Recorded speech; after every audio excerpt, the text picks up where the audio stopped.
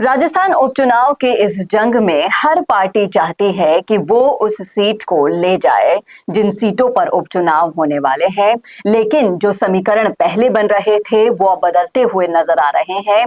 BJP के पास खोने के लिए कुछ नहीं है, उसको सिर्फ पाना ही पाना है और कांग्रेस को पाने के लिए बहुत कड़ी मेहनत की जरूरत है। आज इस वीडियो में हम बात करने वाले हैं देवली उनियारा सीट की, जो कि कांग्रेस खेमे की मानी तो जा रही है, लेकिन उसे हथियाने के लिए बीजेपी कौन से हथकंडे अपनाने वाली है, किस तरीके से समीकरण बनाने वाली है। ऊपर से राजकुमार रोत भी इस सीट पर अपना प्रत्याशी उतारने वाले हैं, तो ये त्रिकोणीय समीकरण किसके पक्ष में ज्यादा हो सकते हैं, इन सब पर हम आपको डिस्कशन करके बताने वाले हैं, विश्लेषण करके बताने वाले हैं। इसलिए लास्ट तक बने रहेगा हमारे साथ। नमस्कार, मैं हूं चेतना शर्मा। आप देखना शुरू कर चुके हैं संवाद भारत का भारत के लिए, और इस मुद्दे पर बातचीत करने के लिए मेरे साथ मौजूद हैं हमारे editor in chief Varun Bhansali जी।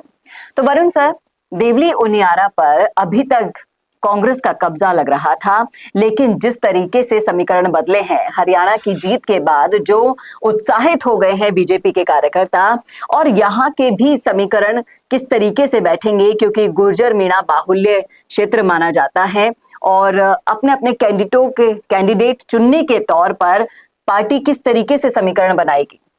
देखिए, बहुत सिंपल सी बात है कि टोंक देवली उनियारा की जो सीट है ये टोंक डिस्ट्रिक्ट में पड़ती है, और ये बहुत इंपॉर्टेंट सीट इसलिए है क्योंकि टोंक क्षेत्र है सचिन पायलट का, और सचिन पायलट उसके आसपास के तमाम सारे इलाकों में बहुत ज्यादा प्रभाव रखते हैं, और ऐसे में उस क्षेत्र से कोई और जीत जाए, ये सीधा सीधा सचिन पायलट की रेपुटेशन पे बात आती है, क्योंकि सचिन पायलट की छवि जो है वो जिताऊ कैंडिडेट के रूप में है। न सिर्फ वो खुद को जिताते हैं, बल्कि जिसका प्रचार करते हैं वो भी जीत जाता है। ऐसे में उनकी खुद की सीट पर या उनके सबसे सर्वाधिक प्रभाव वाली सीट पर अगर कांग्रेस नहीं जीतती तो ये सीधा सवाल आता है सचिन पायलट की रेपुटेशन पर।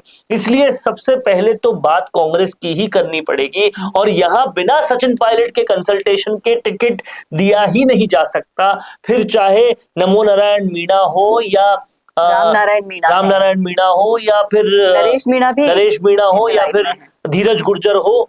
सचिन पायलट की कंसल्टेशन के बिना यहां संभव नहीं है किसी को भी टिकट देना। अब बात आती है टोंक के ये जो देवली उनियारा विधानसभा है इसके जातिगत समीकरण की, तो यहां ये एक ऐसी विधानसभा है जिसमें भांति भांति की जातियां हैं, ये कोई एक जाति बाहुल्य क्षेत्र नहीं है, और इसलिए यहाँ पर गुर्जर भी है, मीणा भी है और कास्ट भी है, इसलिए यहाँ पर अलग अलग तरह के लोग दावा ठोक रहे हैं। आप देखिए, अगर कांग्रेस की भी बात करें तो यहाँ नरेश मीणा भी दावा ठोक रहे हैं, तो धीरज गुर्जर भी दावा ठोक रहे हैं, तो और भी लोग दावा ठोक रहे हैं। इससे साफ है कि दावे तो बहुत होंगे, कंपटीशन भी बहुत होंगे। धीरज गुर्जर की बात करें तो प्रियंका गांधी के भी खास है, लेकिन अशोक गहलोत के भी खास है। इसलिए सचिन पायलट नहीं चाहेंगे कि वो कोई भी अशोक गहलोत के आसपास भटकने वाला भी वहां पर आए।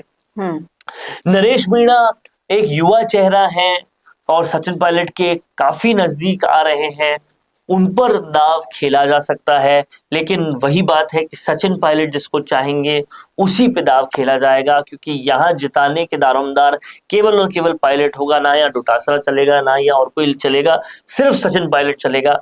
तो ऐसे में वो क्या सोचते हैं, किसको लेते हैं, वो देखने वाली बात होगी।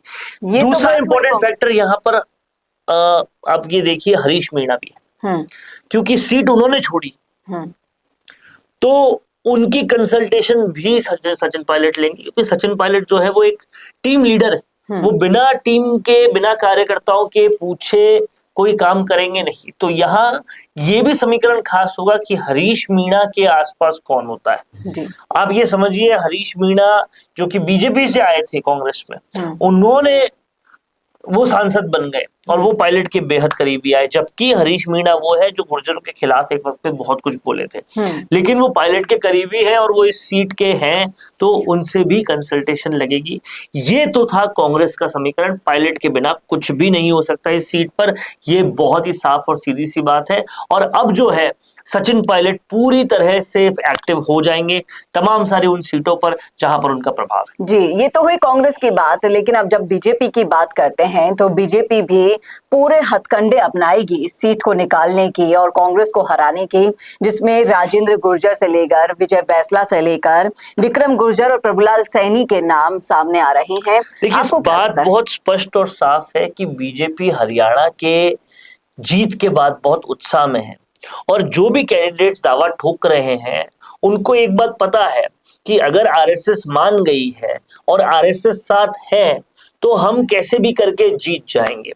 ऐसे में विजय बैंसला वो है जो कहीं ना कहीं अपनी राजनीतिक प्रेजेंस चाहते हैं, हालांकि उनका स्टेचर, उनका कद कर्नल बैंसला के 1% भी नहीं है, और राजनीति में उनको एज अ गुर्जर नेता उस स्टेचर से मैच कर पाना नामुमकिन है, लेकिन फिर भी वो एक राजनीतिक प्रेजेंस बनाना चाहते हैं, और भाजपा भी ये चाहती है कि उनका कोई बड़ा गुर्जर चेहरा बने, क्योंकि अभी उन्हें जवाहर सिंह बेगम से काम चलाना पड़ रहा है, जो कि ऑफ कोर्स गुर्जरों को उस तरीके से प्रभावित नहीं करते।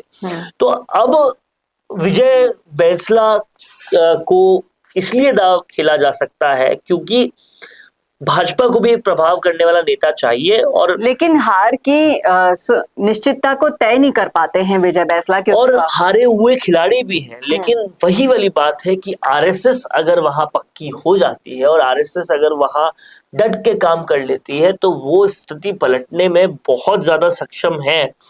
अब ये देखना होगा कि आरएसएस वहां कितना प्रभाव रखती है और कितना खुश होकर वहां पे काम करती है। लेकिन ये तो हुई दोनों बड़ी पार्टियों की बात, लेकिन जिस तरीके से सुनने में आ रहा है कि देवली उनियारा सीट पर राजकुमार रोत भी तैयारी कर रहे हैं अपने प्रत्याशी को उतारने की। राजकुमार रोत भी तैयारी कर रहे हैं, इसके साथ साथ आरएलपी 20,000 वोट लाई थी पिछली बार, तो उसको भी नकारा नहीं जा सकता। तो कैसे ये, लेकिन पहले हम बीजेपी की बात पूरी करें। आप यहाँ देखिए, प्रभुलाल सैनी भी दावा ठोक रहे हैं। प्रभुलाल सैनी जो है वो माली, मतलब अशोक गहलोत के समाज से आते हैं, वो पूर्व मंत्री रह चुके हैं, वसुंधरा राजे के खास हैं और रहने वाले टोंक के ही हैं, किसान नेता है, भाजपा के ऐसे नेता हैं जिनको किसान नेता के रूप में देखा जाता है।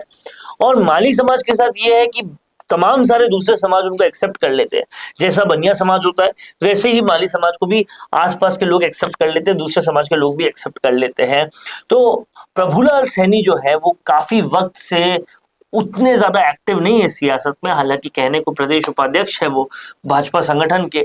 अब देखना ये होगा कि क्या उनको भी टिकट दिया जाता है या नहीं। फिर आपने बात की आरएलपी और राजकुमार रोत की। देखिए, इन दोनों पार्टियों को बढ़ना है, इन दोनों पार्टियों में फाइट है तीसरा मोर्चा बनाने की, और इन दोनों पार्टियों को एक दूसरी तरीके से भी बड़ी पार्टियों को थ्रेट देना है कि देखो हम जीते ना जीते तुम्हारे वोट काट सकते हैं।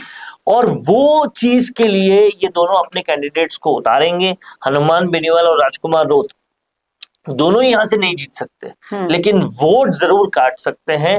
अब इनका गठबंधन कांग्रेस से होता है कि नहीं, ये भी अभी पूरी तरह से अनिश्चितता के दौर पे है, क्योंकि गोविंद सिंह डोटासरा ने हाल में बोला है कि ये काम तो आला कमान देखेगा। और खासकर अगर हम एनालाइज करें हरियाणा में क्या हुआ जी, तो हरियाणा में साफ तौर पे यही देखने को मिलता है कि खुद के अंदर इतनी कलह है, गठबंधन को कैसे संभालोगे। और वही राजस्थान में भी कहीं ना कहीं होगा।